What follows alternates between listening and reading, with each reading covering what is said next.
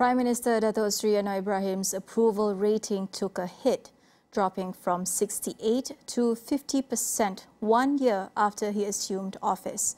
Ibrahim Suffian from the Merdeka Centre explains how this drop in popularity compares with previous surveys on former administrations. We've been doing this surveys for 20 years now.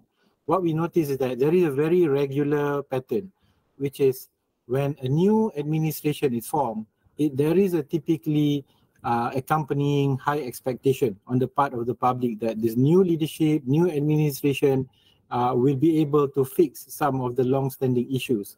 But within 3 to 6 months, typically, the administration will find itself mired, on all kinds of problems, political opposition friction, and then the public will begin to be jaded and be unhappy that the changes are not forthcoming very soon. So it's quite typical. I think for the current administration, the decline from 68 to 50 is not terrible. It's not bad because 50% of the people are still feeling that the Prime Minister is doing a good job. Ibrahim outlined what the government should focus on as it enters its second year.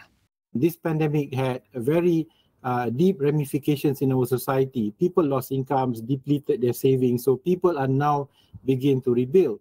But at the same time, we are part of the global economy, and it takes time for Malaysia to, regain investments and its strength and is dependent on the strengths of its trading partners. I think the government has already taken steps.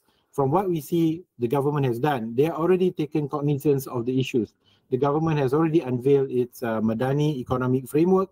I think it outlines the government's thinking, and I think it's right that they want to raise incomes. They also want to raise social safety nets. So I think that's a step in the right direction. So I think the thinking and the planning is headed in the right direction. I think what's needed right now for the government is to begin articulating the kind of fiscal reforms to basically focus on the economy, but talk about the hard, bitter pills that we have to swallow as a society, but at the same time, speak of the benefits and how the government is going to mitigate its impact on lower income households. So if they're going to rationalize subsidies or reintroduce certain taxes, they also need to talk about how affected households in the lower income, the middle income groups will be helped by the government.